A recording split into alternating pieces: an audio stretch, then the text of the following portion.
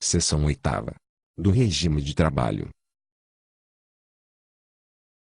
Artigo 51. O funcionário cumprirá a jornada de trabalho de, no máximo, 8 horas diárias, 40 horas semanais e 200 horas mensais. Parágrafo 1º. O período diário normal de trabalho do servidor é de 8 horas, a serem prestadas em 2 turnos, de preferência das 8 às 12 e das 14 às 18 horas. Parágrafo 2º. Os titulares de cargos de direção e chefia, mediante aprovação de secretário de Estado ou autoridade equivalente, poderão alterar o horário de que trata este artigo, observado o limite ali estabelecido, sempre que as necessidades do serviço o exigirem. Parágrafo 3º. Fica o chefe do Poder Executivo autorizado a reduzir para 6 horas diárias a jornada de trabalho do servidor que perceba remuneração inferior a 2 salários mínimos, a ser prestada, preferencialmente, das 12 às 18 horas. Parágrafo 4º. Ao servidor que seja pessoa com deficiência, assim definida nos termos da Lei nº 14.715, de 4 de fevereiro de 2004, e exija cuidados especiais ou tenha, sob seus cuidados, cônjuge, companheiro, filhos ou pais, nessa mesma condição. Inciso 1º. A redução da jornada não implica a redução proporcional da remuneração. Inciso 2º. A concessão depende de prévia avaliação da unidade de saúde ocupacional da administração. Parágrafo 5º. O disposto neste artigo não se aplica à duração de trabalho estabelecida em leis especiais, caso em que a jornada do servidor poderá ser fixada em 6 ou 4 horas diárias, em 36 ou 24 horas semanais e em 180 ou 120 horas mensais. Parágrafo 6º. O tempo de trabalho em efetiva atividade de teleatendimento, telefonista ou telemarketing é de, no máximo, 6 horas diárias, nele incluídos os seguintes intervalos para repouso e alimentação, sem qualquer prejuízo remuneratório. Inciso 1º. 2 intervalos de 10 minutos contínuos após os primeiros e antes dos últimos 60 minutos de trabalho. Inciso 2º. Um intervalo de 20 minutos contínuos durante a quarta hora de trabalho. Parágrafo 7º. Para os fins do disposto no parágrafo 6º deste artigo, entende-se como trabalho de teleatendimento, telefonista ou telemarketing aquele cuja comunicação com interlocutores internos e externos é realizada, predominantemente, à distância por intermédio da voz ou mensagens eletrônicas, com a utilização simultânea de equipamentos de audição, escuta e fala telefônica e sistemas informatizados ou manuais de processamento de dados, em ambiente no qual a principal atividade é conduzida via telefone e ou rádio. Parágrafo 8º. É vedada a prorrogação da jornada de trabalho nas atividades de teleatendimento, telefonista ou telemarketing, salvo por motivo de força maior, necessidade imperiosa ou para a realização ou conclusão de serviços inadiáveis, cuja execução possa acarretar prejuízo manifesto, com respeito ao limite de 36 horas semanais. Parágrafo 9º. Em caso de prorrogação da jornada normal de trabalho de teleatendimento, telefonista ou telemarketing, será obrigatória a concessão de descanso mínimo de 15 minutos antes do início do período extraordinário de trabalho. Parágrafo 10.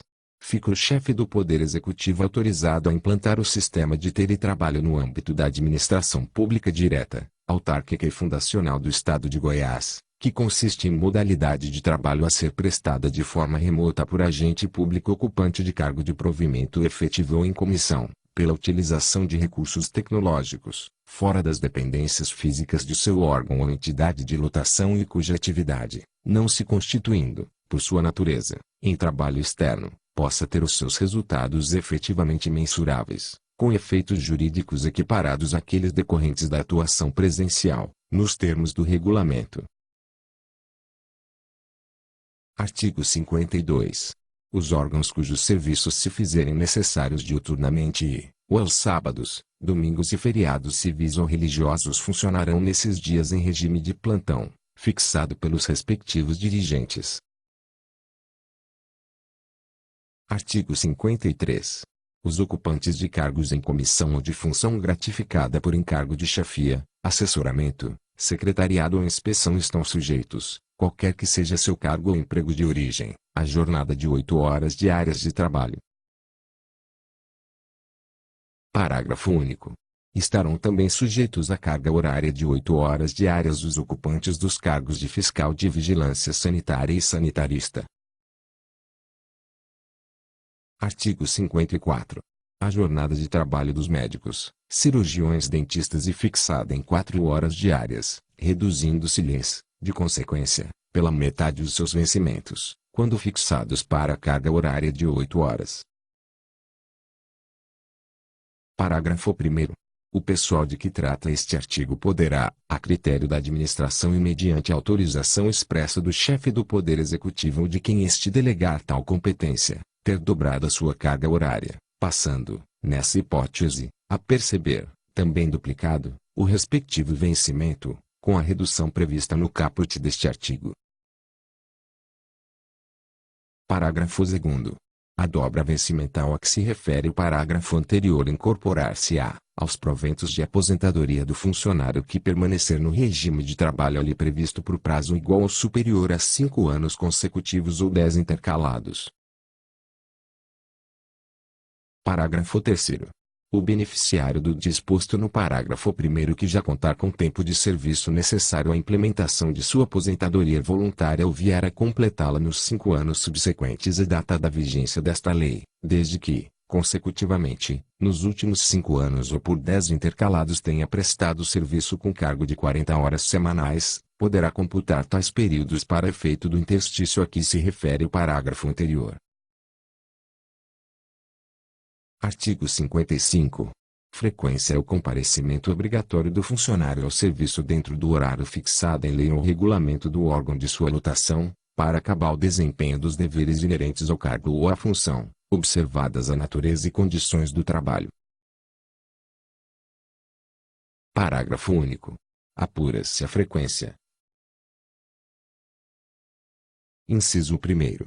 Pelo ponto. Inciso 2º. Pela forma determinada em regimentos, quanto aos funcionários que, em virtude das atribuições que desempenham, não estão sujeitos a ponto. Artigo 56. Ponto é o registro pelo qual se verificarão, diariamente, a entrada e a saída do funcionário em serviço. Parágrafo 1º. Nos registros de ponto deverão ser lançados todos os elementos necessários à apuração da frequência. Parágrafo 2º. Para o registro do ponto serão usados, preferencialmente, meios mecânicos. Parágrafo 3º. Salvo nos casos expressamente previstos neste Estatuto, é vedado dispensar o funcionário do registro do ponto e abunar faltas ao serviço. Parágrafo 4º.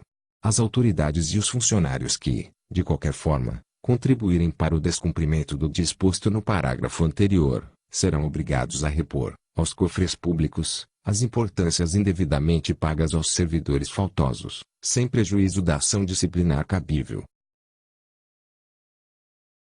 Parágrafo 5º. Em cada mês civil poderão ser abunadas até 0,3 faltas do servidor, desde que devidamente justificadas por atestado médico e não excedam a 18 em cada exercício. Parágrafo 6º. A dispensa da marcação do ponto, quando assim o exigir o serviço, não desobriga o funcionário por ela atingido do comparecimento à repartição, durante os horários de expediente, para o cumprimento de suas obrigações funcionais. Parágrafo 7º. As fraudes praticadas no registro de frequência, ou a prática de quaisquer outros atos para justificar ausências indevidas do local de trabalho, acarretarão ao seu autor, se por força das circunstâncias não houver cometimento de outra maior, a pena de: Inciso 1º. Repreensão, na primeira ocorrência. Inciso 2º. Suspensão por 60 dias, na segunda ocorrência. Inciso 3º. Demissão, na terceira. Parágrafo 8º. Recebendo o autor a conivência de terceiros, a este será aplicada a mesma pena. Se o conivente for encarregado do ponto, ser-lhe aplicada, na primeira ocorrência, suspensão por 60 dias e, na segunda, a pena de demissão. Artigo 57. Excetuados os ocupantes de cargos de direção superior, todos os funcionários estão sujeitos à prova de pontualidade e frequência mediante o sistema de marcação de ponto. Parágrafo único. O disposto neste artigo não se aplica ao funcionário que, necessariamente, desempenhe suas atividades em serviços externos, bem assim, ao que, pela natureza de suas atribuições, quando comprovadamente no exercício delas, tenha de deslocar-se da repartição em que estiver lotado. Artigo 58.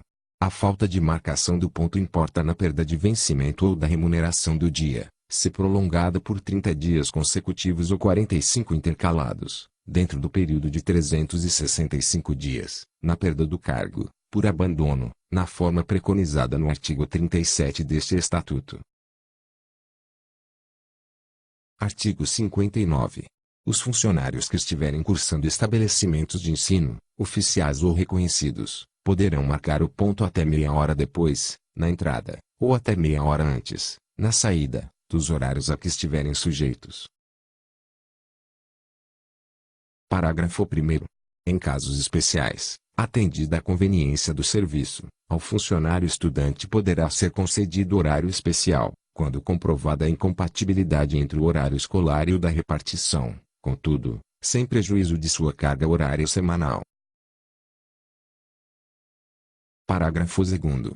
Para valer-se de qualquer das faculdades previstas neste artigo, o funcionário, semestralmente, no início das aulas, encaminhará requerimento à autoridade competente, instruindo com atestado do diretor do estabelecimento de ensino que estiver frequentando, o qual deverá preencher os seguintes requisitos. Inciso 1º. Ser passado em papel marcado com o timbre do estabelecimento. Inciso 2º. Conter o nome e filiação do funcionário, data e local em que nasceu, curso e classe em que estiver matriculado, número da matrícula, horário completo de suas atividades escolares e declaração de frequência. Artigo 59-A. O servidor que comprovar participação em programas de treinamento sistemático para atletas fará jus à redução de até 30% da carga horária de sua jornada de trabalho. Parágrafo 1º. Não será exigida compensação de horário do servidor beneficiário do horário especial fixado no caput deste artigo. Parágrafo 2º. A concessão de horário especial, nos termos deste artigo, não acarretará prejuízo financeiro ao servidor atleta. Artigo 59-B.